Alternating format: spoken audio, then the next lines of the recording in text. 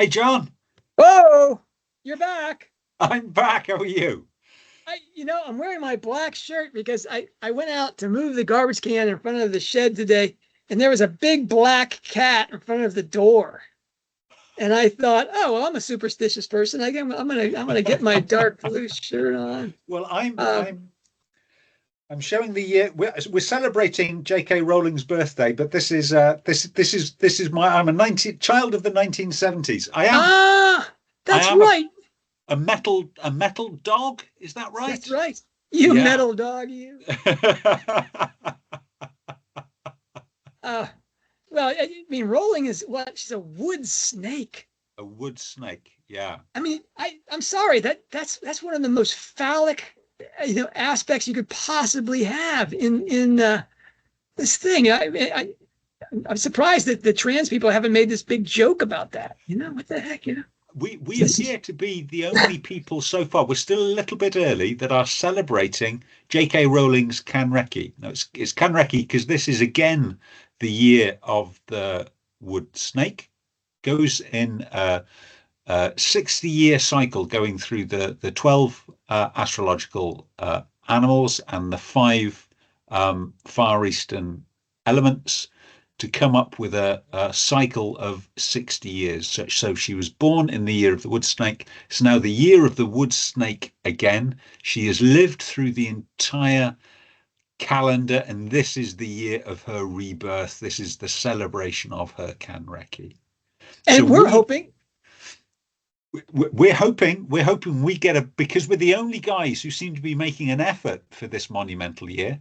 We're hoping that we're going to get an invite to her 60th anniversary party that I suspect is on her yacht somewhere in the Pacific. God bless her. God bless her. I do check my mailbox every day, Joe and Dee and all your friends there Check in the office. check And that spam filter. How embarrassing would it be if it was hiding away in your spam filter? oh well, it's not like Owl Post doesn't work in Oklahoma. We got plenty of owls out here. Anyway, seriously, we're hopeful that this 31-day adventure we have. I'm not sure we're going to get hit every single day, but boy, if we get, we'll do something special at the end here, and we hope that will launch her into her new cycle with the fourth generation of Rolling Studies, revelations and celebrations of her work and her life. And that's why we're in the lake in the shed, right, Nick? That's right. So we're celebrating it by going through each of her 21 published works, and a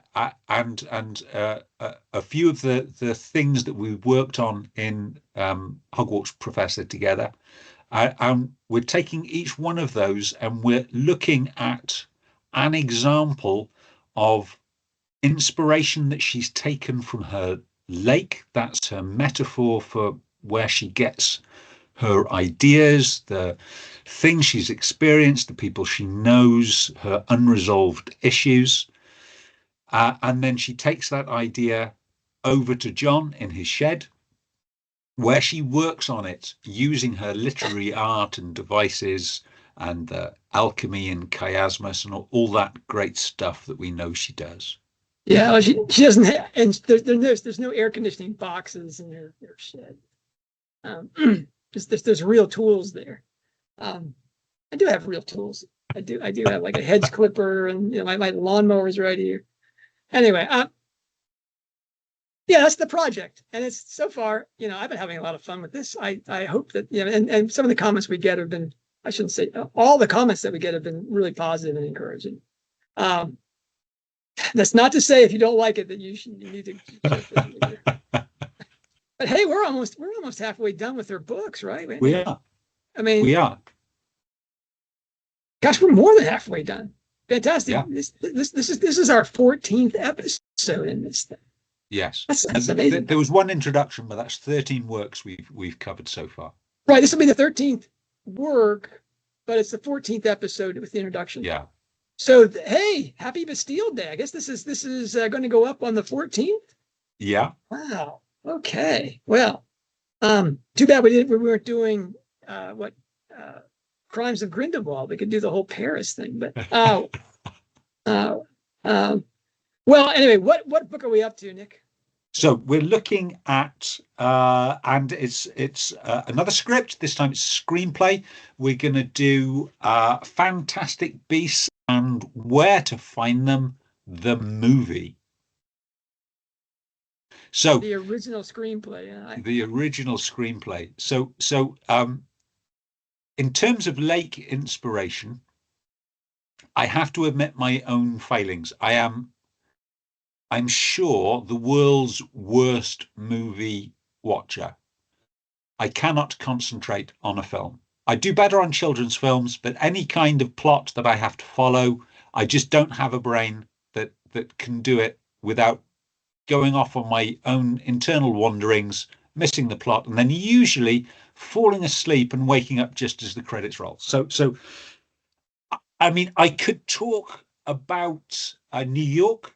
J.K. Rowling knows New York fairly well. She's a fairly frequent visitor to New York. Obviously, that's where the big Warner Brothers offices are. And she's worked in America for her Lumos charity, so she's no stranger to the city, and that's where this is set. But I'm not going to do that.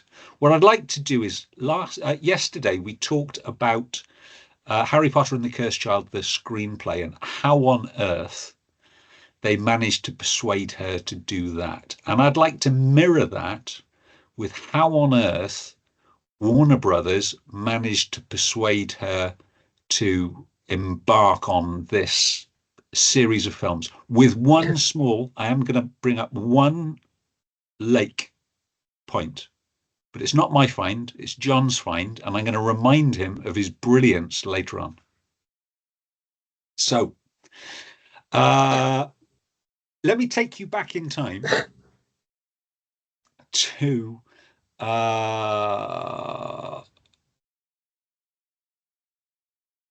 March 2013. So this is just a few months before that meeting of the two theatre producers in Edinburgh.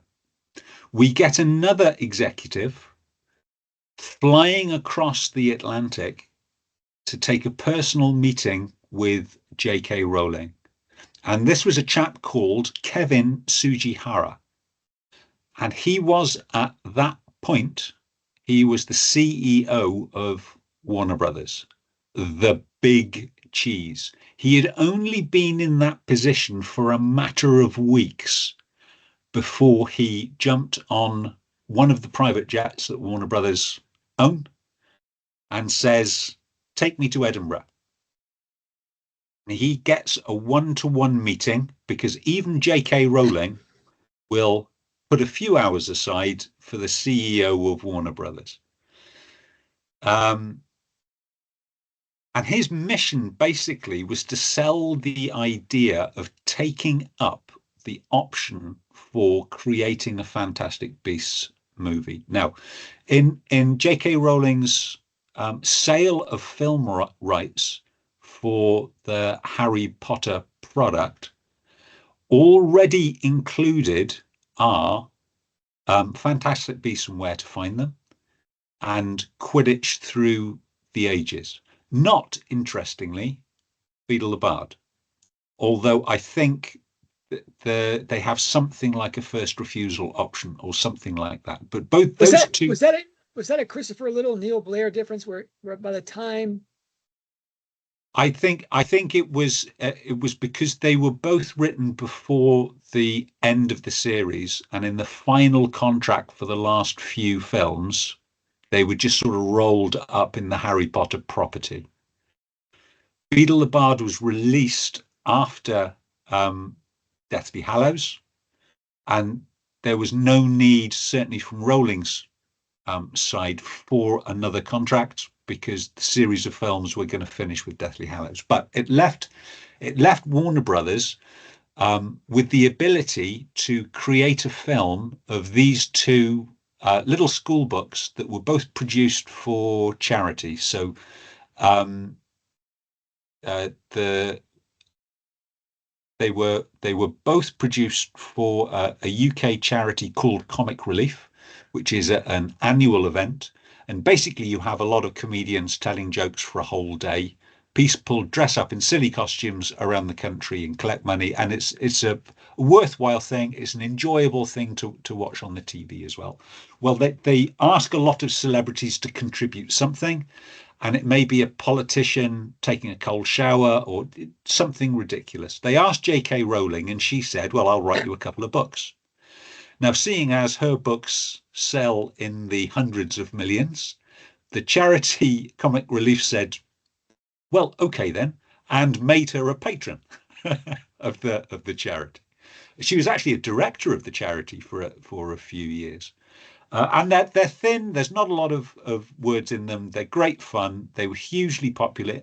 In the UK, at least, they were initially only released in softcover, and all of the writer's revenue, so what would have gone to J.K. Rowling goes direct to Comic Relief, and I think there's a proportion of the publishers' profits also go to Comic Relief. So it's a great earner for the charity. But neither of them really are much for a film script. So when J.K. Rowling signed the deal to take her through to Deathly Hallows, and these were sort of included, she probably thought, yeah, it's not going to make a lot of difference. So mooted around Warner Brothers at that time with its brand new CEO is they'd had a bad couple of years, and most film companies, they have roughly even bad couple of years, good couple of years, bad couple of years, and they rely on the good couple of years profits to see them through the slump. It's a very volatile business. Well, they were in a slump at this point. They had the last Deathly Hallows came out the year before, and they could see a stretch in front of them with none, what they call their pillar properties, the stuff they know that they just have to send it out there and they'll make a profit. So somebody had the bright idea, well, we'll make a film of one of these books. And what they were going to shoot is they were going to shoot Fantastic Beasts as a kind of a nature documentary. Now, there's an Australian chap called Steve Irwin, known as the Crocodile Hunter. And it's going to pretty much be that. So it was going to be an Indiana Jones kind of character, searching for fantastic beasts and describing their habits. There was supposed to be some sort of thin plot joining these things together. Yes, I'm sure there would have been some. I think they call it a MacGuffin, don't they? Some reason for the film to exist. Joe, I think, understandably, wasn't delighted with this idea. From Warner Brothers' point of view, they'd seen what had happened with Disney and Mary Poppins and thought, we don't want to spend a lot of money on a film if the author's going to be telling any reporter that will listen, it's horrible. I wish they hadn't have made it. Yeah. You've got to remember, these were simpler, more innocent times, John.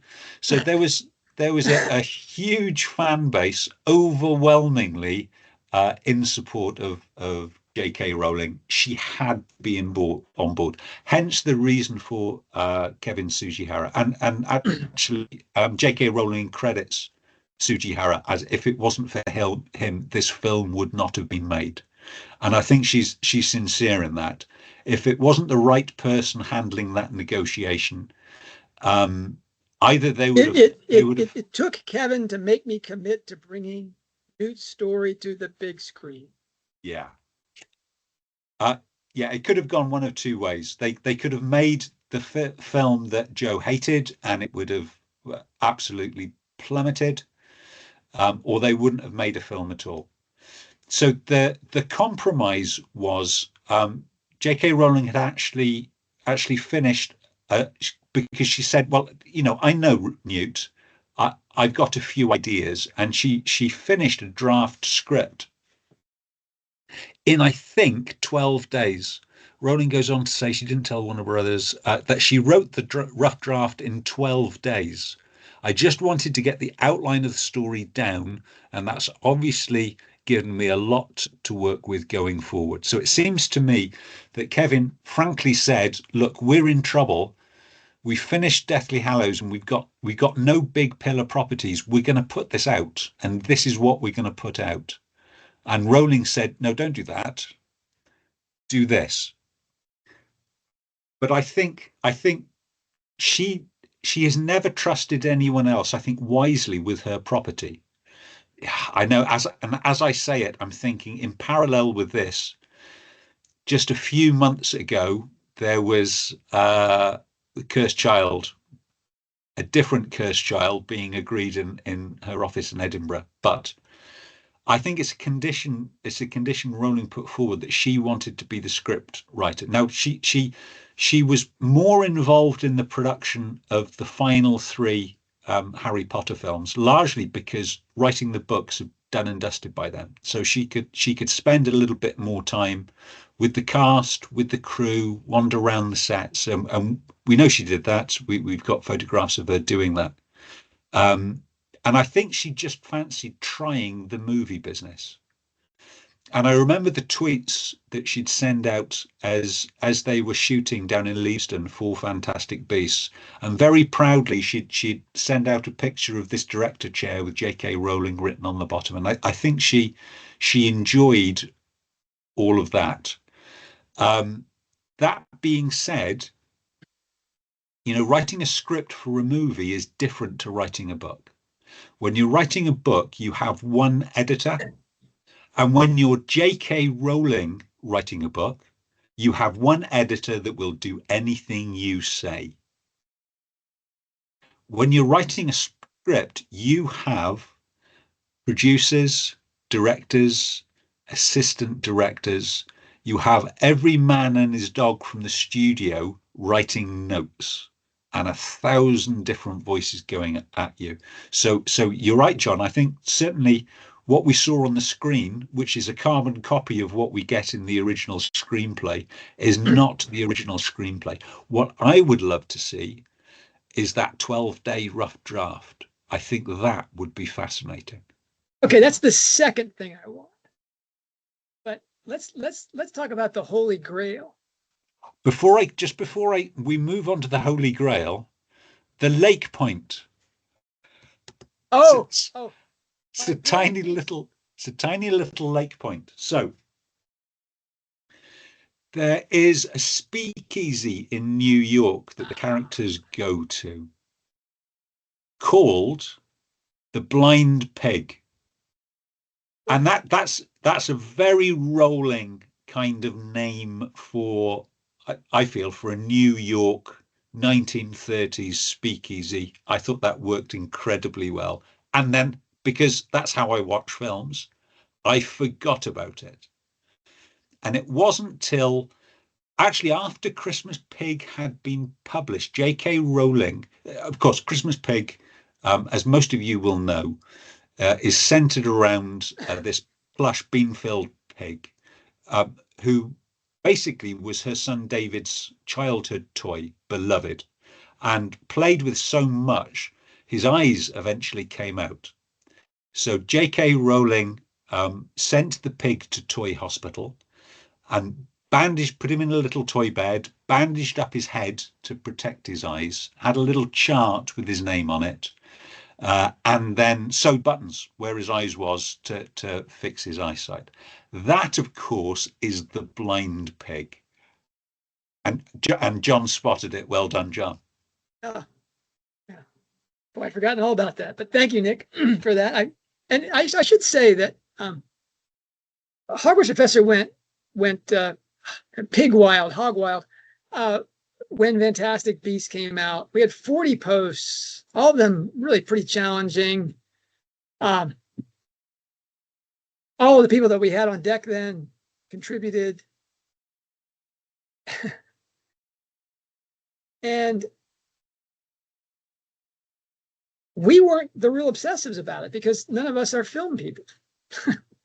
The film people, if you go to YouTube and look at Fantastic Beasts, you'll find you could be watching that stuff until, Orthodox Christmas next, in January next year. And there's at MuggleNet, there's a podcast devoted just to Fantastic Beasts. So you think I found that because you read it at that, and I think I found that because I did this, but who knows? There may be somebody in Beasts fandom was over that months before I was. Anyway, I should say almost all the things I'll be talking about today about the missing scenes from Fantastic Beasts were things that a woman named Kelly Loomis sent to me. So big shout out to Kelly. And I won't say, oh, this was Kelly's and this was not Kelly's. Nah, I mean, just assume they were all Kelly's. Except for the ones from the DVD, which we all got those. Now, you want that 12-page script, those notes. Okay, that's going to be a real in the Rowling Museum. That's the Rowling Library. We have a Rowling Library already, don't we? Somewhere in Argentina. Anyway, that's as close as I can get to a shout out without getting my friend to when we have the Rowling Museum and Library, that 12 pages is going to be a central artifact. I want, the top of my list in terms of Fantastic Beasts is for Rowling to write the book, for Rowling to write the novel. Do the reverse adaptation thing, write the novel adaptation of the screenplay so we can see what she originally wrote. Now, what she originally wrote apparently was a very, very dark film. But let's start talking about this. What my shed contributions did is going to be just finding the text, just trying to figure out what was actually in the film. I should tell you the story. When the film comes out, I do something I've never done before and will never do again, Nick, because we didn't have the book. The book doesn't come out until November? It's a Christmas book. So I go to the theater, nicely air conditioned. It was the summer in Oklahoma, so it was like, wow, you had to wear a sweater because it was so cool in there.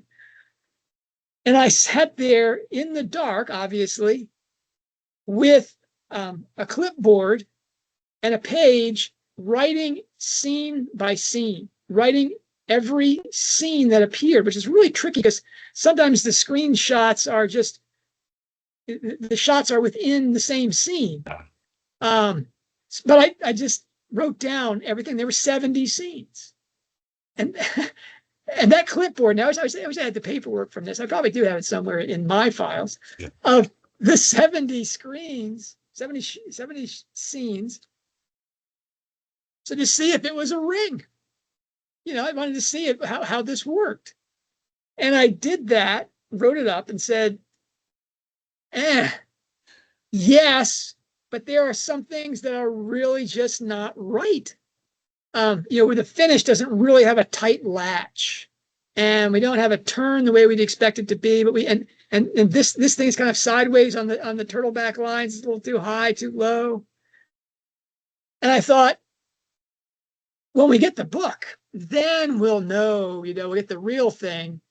Now, but the book, as you've already pointed out, is exactly the film as delivered script.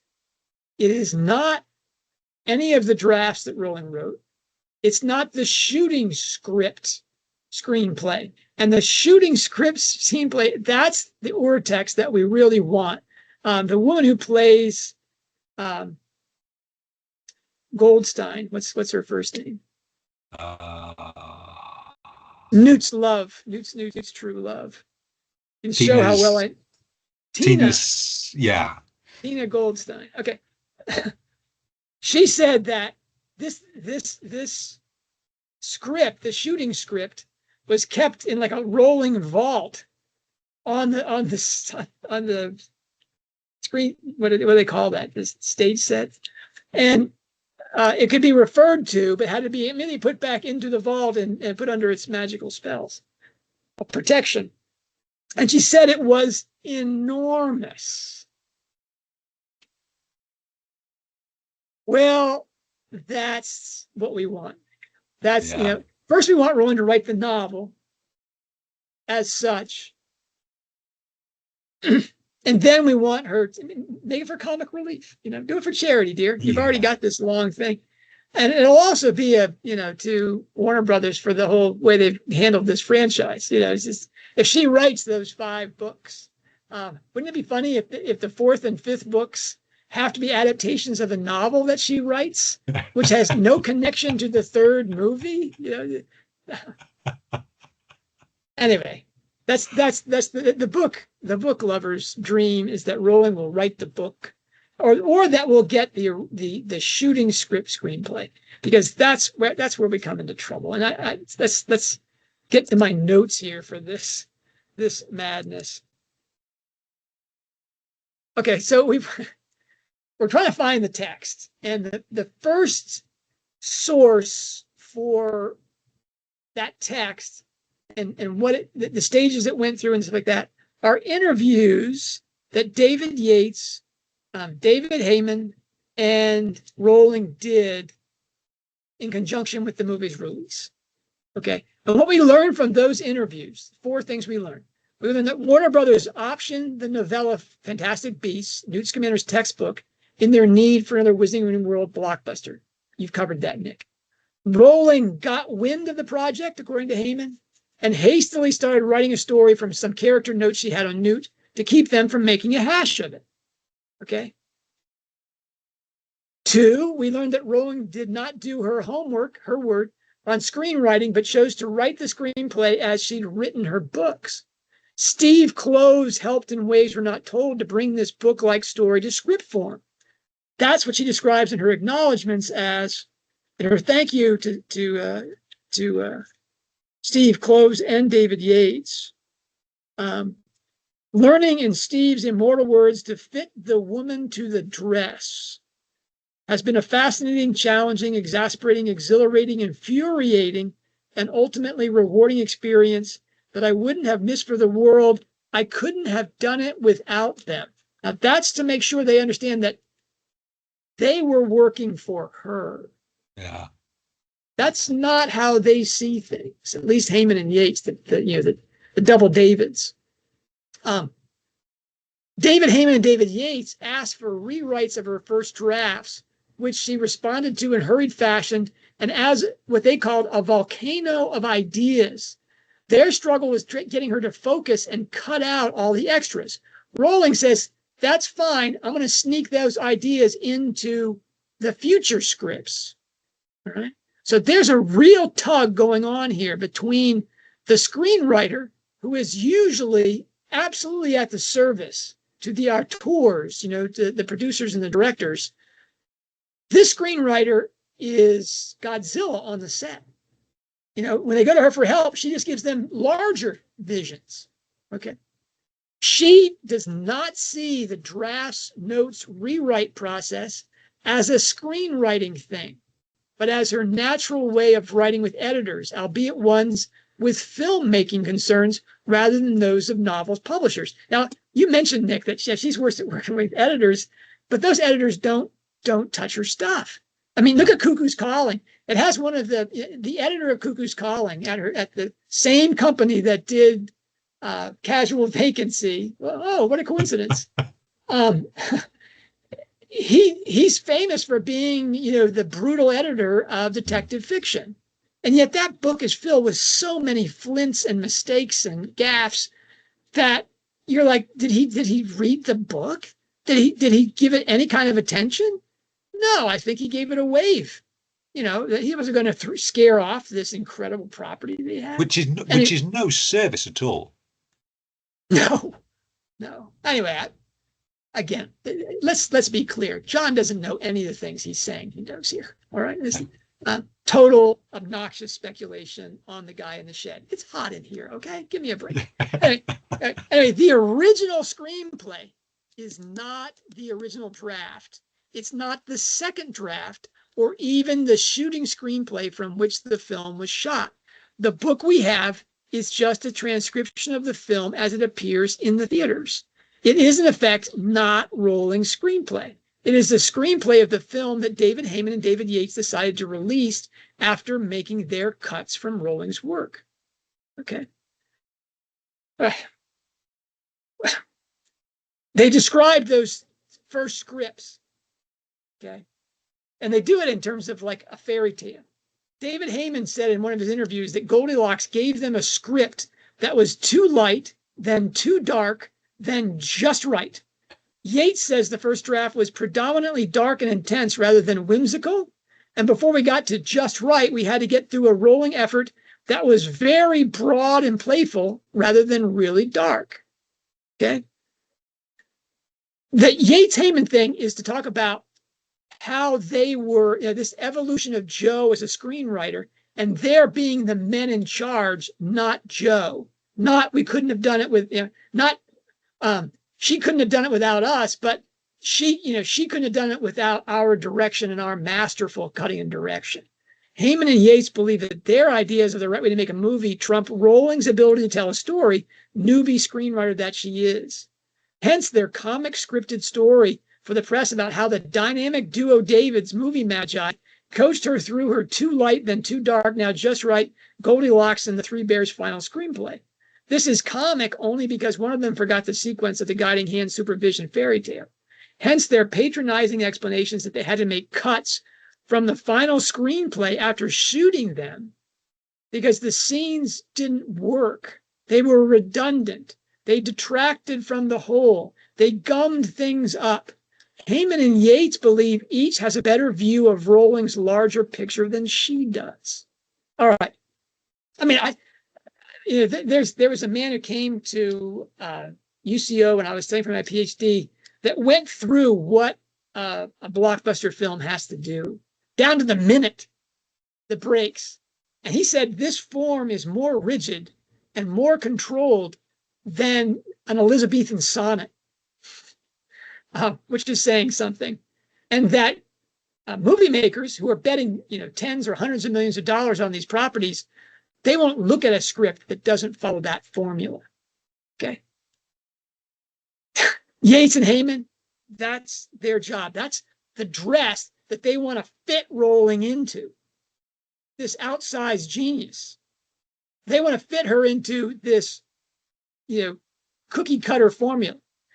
These are men of no little accomplishment who must find it, if not galling, then at least somewhat unnerving to be reminded daily that except for Rowling's involvement and her genius, none of the reporters hanging on their every word would be listening to them.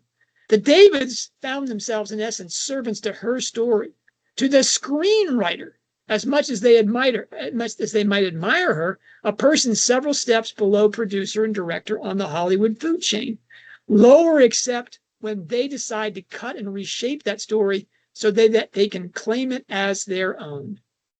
Okay, there's my first screed about the Davids and Steve Kloves. Let's talk about the scenes that we know were cut from Fantastic Beasts and where to find them. First, there's the opening scene where Jacob Kowalski is dropped by his fiancée. I think his name Mildred.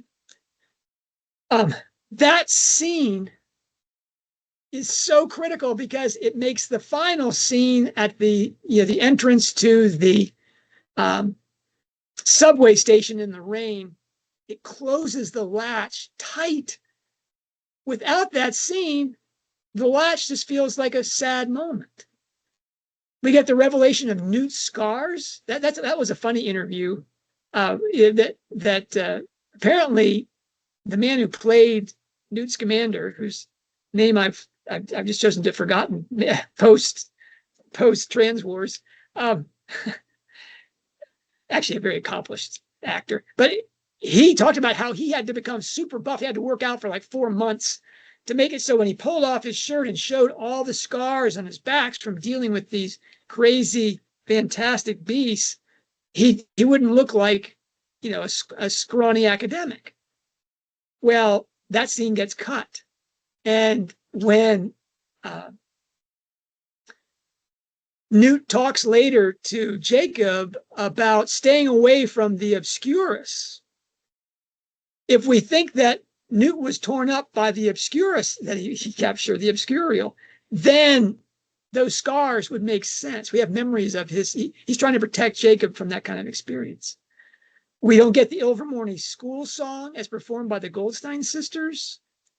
I'm giving that the German pronunciation, Goldstein. That was just a wonderful thing. And it actually was a turtleback line with the Goldstein sisters in their apartment. Don't get that connection. There's a scene of Newt and Tina seeing their futures with Dougal the Demiguise. Now, this is an important one because that whole scene is priceless. And we know that because, Heyman and not only do we, anyway, it was a difficult scene to shoot, they said. It gummed up the works, But in it, Newt talks at length about the obscurial that he got from Africa. Okay. And we see the future of Newt and Tina, which is kind of the point of the story. Her name is an alchemical, touchstone. Tina Goldstein, the gold rock. She's the philosopher's stone.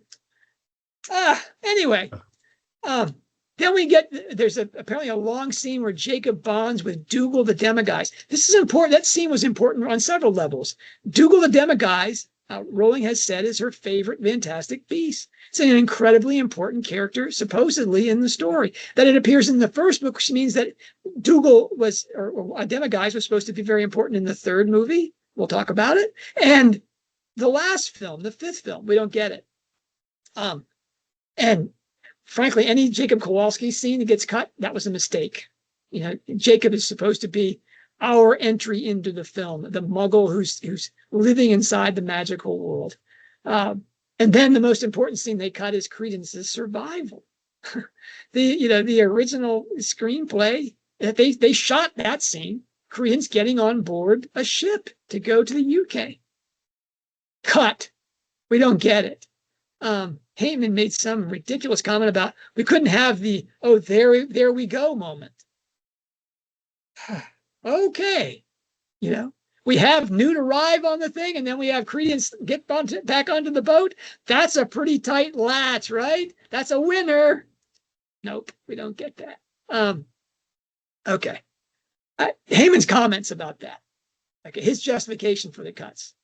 These scenes worked well on their own, but when you look at them in the whole, they detracted. He has a larger view than Rowling does. And so we took them out. None of the scenes we shot, I feel, should be in, I think we found our shape. But that shape is not a ring, Nick. No. You know what? No, and this woman's had a little bit of success with her ring writing. Maybe we could defer to her rather than to these formulas? Nope. Okay. But just think how successful Rowling would have been if she didn't have a ring. Forgive me for wishing for a producer and a director whose priority is not to find a shape except the one that Rowling has written. Okay. Now there's 5 more scenes we know about that are big deal. One is Newt's command, facts that we find out about. Now we find out about these things, and I'm going to include a lot of the links that really go into this stuff that we at Hogwarts Professor, we really dug into this stuff. And if you're a Beast movie franchise thing and you want to know more about this stuff and where we found this information, again, this stuff is from Kelly Loomis's and her digging. That's all in these posts. I'm not going to bore you silly with this stuff, but let's talk about the 5 things that the shooting script and what they actually shot before Heyman and Yates decided to cut it up to make it their shape. First, there's Newt Scamander's expulsion from Hogwarts School of Witchcraft and Wizardry. Now this, I'll come back to this in a minute, is really important for her relationship with Leta Lestrange. But it's the fact that Newt was expelled, but there was a Jervy, a giant ferret, basically, magical ferret. And in the document that's inside one of the books that was put out, one of the Minalima books, we find the document that says that, yes, he was expelled, but Albus Dumbledore refused to act on it. And so he was allowed to graduate with his class. That gives you an entirely different new perspective about Newt's relationship with Dumbledore, Newt's relationship with the Ministry of Magic, because they're the ones who expelled him. Okay. And the board at Hogwarts. his relationship with all authority, right? He's the bad boy who only Dumbledore protected, so he was able to have his career. Quite the story. And of course, it was about a fantastic beast. And again, that was found in a side book. Then there's Modesty's Toy Wand with the initials TSM on it. Again, a find from one of the movie picture things, because all these books had to come out very close to the release of the film to maximize sales. So they were in production. They were taken from the original screenshots that Warner Brothers had and given to these companies. So there were books that were about the movies. There were books that were about Fantastic Beasts. There were books that there was a book that was written about this thing for children. So it's a fictionalized story of it. Okay? Those were all taken from the original screenplay, not the original screenplay. In there, we see Modesty's Toy Wand with the initials TSM on it. Now, who is TSM? Any guesses, Nick? TSM. Yeah, it's the RAB of Fantastic Beasts. Now, it could be random, this Modesty got a wand, but it is a wand. It is a real wand. And this is something that, because it's in the first story and it is how Tina gets involved in this. Because Tina is watching the whole Bare Bones orphanage. This is when she gets involved, and it's because of the wand scene that she gets involved in the story. I may have got that wrong, but I trust our Beast fans will correct me on that. Maybe that's when Credence finally fights back. I think that may be that. Anyway, yeah. Lita. The next thing is Lita Lestrange and her relationship with Newt. Okay.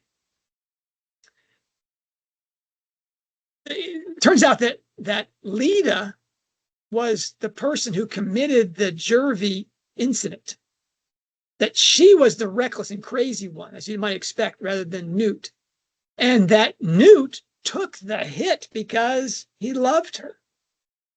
He was going to be expelled from Hogwarts, not Lita Lestrange, as difficult and upset and crazy a character as she was as a Hogwarts student. Newt takes the hit for her. That's gone. We don't get that in this book. Okay. Then there's the Theseus Scamander letter to his brother, and that's critical on so many levels. It's the thing that Newt is reading on the deck of the boat as he's coming into New York City Harbor. Wow. And in that story, you get the whole relationship between Theseus and Newt, which is going to be an important thing when, in the Ministry of Magic scene, when they realize you're Theseus Scamander's brother, because Newt at this point is unknown. His book hasn't been published. He's a nobody. And that whole relationship and its play is critical to understanding the entire series. It's right there at the start. It's the defining, it's the text within the text that's in every one of Rowling's books. Not this one, because it slowed things down, I guess. We didn't get that. Okay. And maybe the most important cut scene is Credence and Grindlegraves at the diner. Now, there's a couple of Grindlegraves scenes that we don't get. And that's, again, go to the post to find this out. The one I think is, there's two. One is Credence and Grindlegraves at the diner, which is really a date or a grooming session. It's pretty heavy on the taking a disturbed young man and making him fall in love with you or making him feel loved by you, which is the whole basis of his trust in Grindlegraves. That scene gets cut. He takes a flower and turns it into like a poisonous magical flower and stuff like that. But the flower is a romantic thing. That scene is gone. And then we get Grindlegraves having a vision, because Grindlegraves is, as Rowling tweeted, he's a seer and a liar. And we only find out that he's seeing this superpowered character in New York City because of his ability to have like second sight. And there's a scene where he's in his office at the American ministry, where he freaks out in his office having one of these sights, and it's this otherworldly being able to see things, much like the scene where the Demiguise shows Newt and Tina their future. Now, so there's 12 things. The 6 that we get from just the cut DVD scenes, and then the 6 things we know that exist because they're discussed in interviews, they're shown in these exploitation books for gifts and things. The Lego movie. The Lego movie is where we get the script of the Grindelwaves meeting the Dark. I don't know if you know what a Lego movie is, Nick. I didn't know what a Lego movie was. But they put out these packs of these toys, so you can create scenes from the movies. And to promote those things, they put out a movie. Now, just as Warner Brothers is owned by Sony, so Warner Brothers owns Lego. And so they gave them the script. They gave them the monster script and said, this is what we're filming. Go ahead and make your movie in parallel with it. Now, it's not a scene for scene. It's not the Lego movie isn't as long as the film, but they do have scenes in it that couldn't have been made up, that are true to the original script. And that's the kind of source we had to find to get a clue as to what the book is actually about. Anyway, that to me was really my last, there I was I really wanted to take this seriously, that Rowling was going to be a screenwriter. So I made up my 70 scenes. I saw that film twice. I went, the day I made my 70 scenes, I tried to chart it. I went back the next day just to make sure I got all 70 and did the same thing in the theater. Hogwarts professor was all in on this film. And then we found out that we didn't have the text. No. We didn't have the book. This was Heyman Yates Cloves production. That when Rowling said that it was an infuriating process, I have to think the infuriating step had to have been that she agreed to that script being filmed, and then she found out it would have a lot less of what she wanted than what they decided to do for the final cut. Now, all of you out there that want to write to me and say, oh, John, you don't understand, it's not a book, it's a film, fine. I've got an entire, bookshelf here. Well, not here.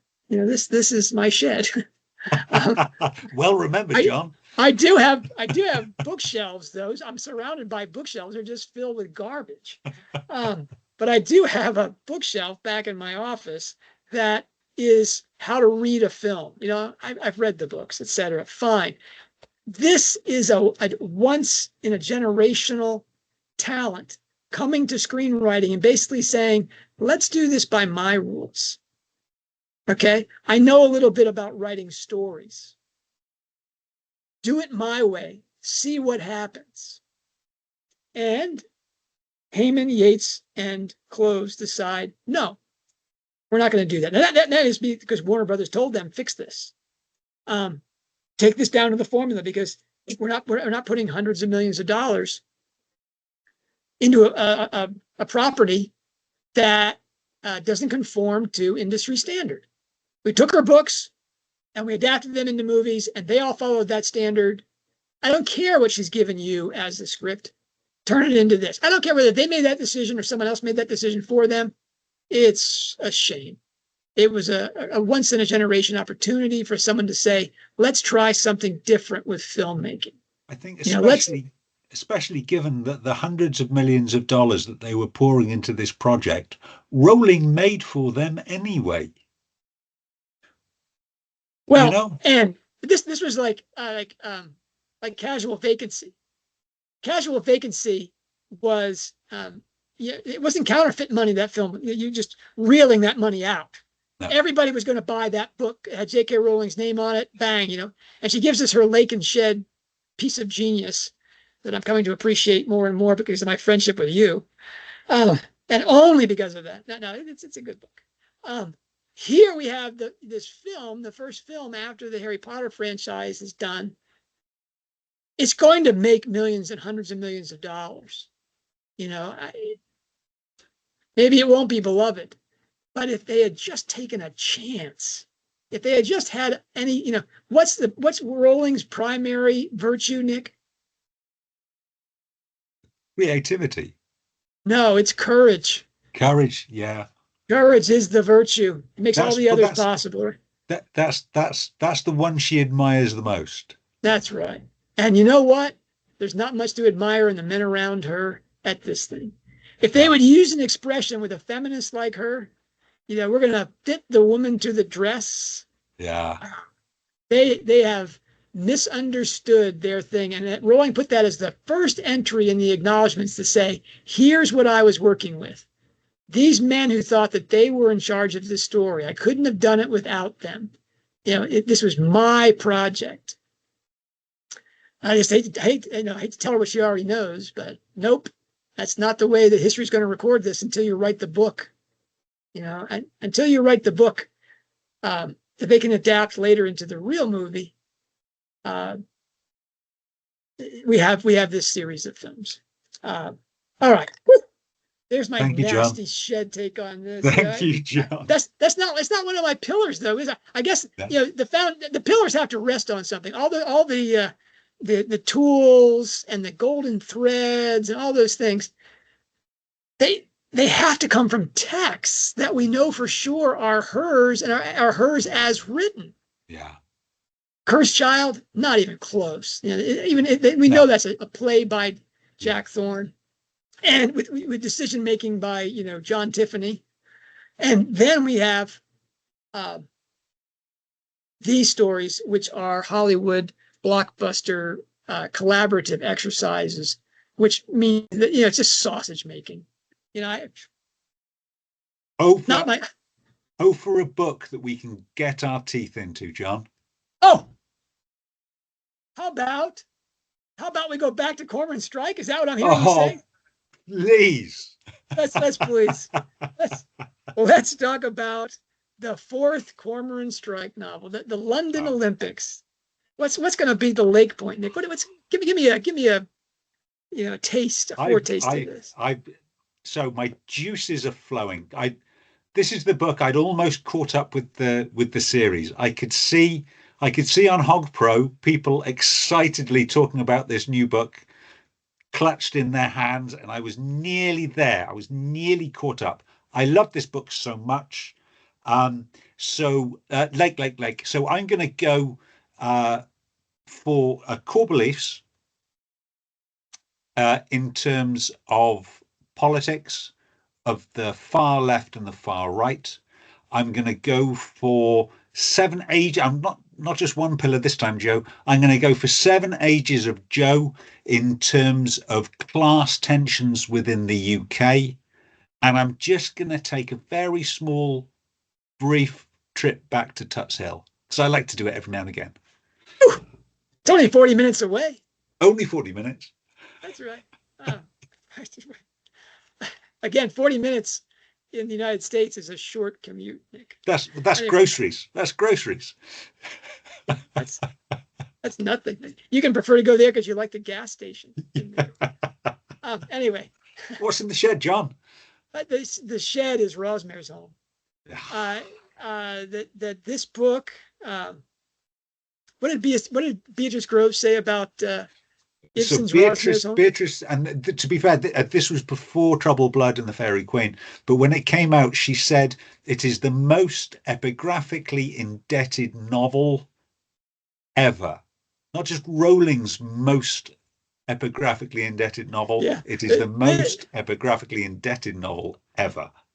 To me, that's what's so funny about that is Professor Groves' area of expertise is early modern drama. Yeah. We're talking essentially 16th and 17th century. Career of Evil must have been a blast for her. No, not Career of Evil. Silkworm must have been a blast. Yeah. And she was waiting for John Donne, right, for Ink Black Heart. Yeah. And instead she got Victorian poets. Anyway, Beatrice Groves, as usual, is right. That you can't get the shed of Lethal White, which is a structural centerpiece of the first 7 books.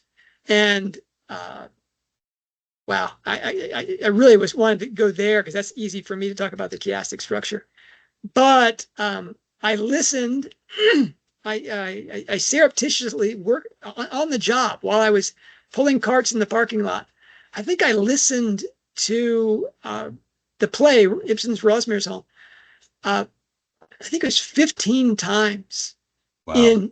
in tight order after reading Lethal White and listening to it, 5 or 6 times, again in the parking lot. I listened to it, and so I laid out all the correspondences. And Nick, it is, what I love is that just accidentally, maybe we should talk about this when we do this. I won't talk too much about it, but there is a funny thing where the actor who plays Cormoran Strike just happens to land the role of Rosmersholm. Yeah. Like how that play just suddenly appeared in the West End, Be interesting to see if it was produced by Sonia Freeman. Let's check that out before our next show. All right. I'll look forward to that. Lethal White. What a relief. A book, Nick. A book. A real book. Great. These are all codices, but they're not by the presence herself. All right. I'll see you tomorrow, John. Stay cool, Nick. Stay cool.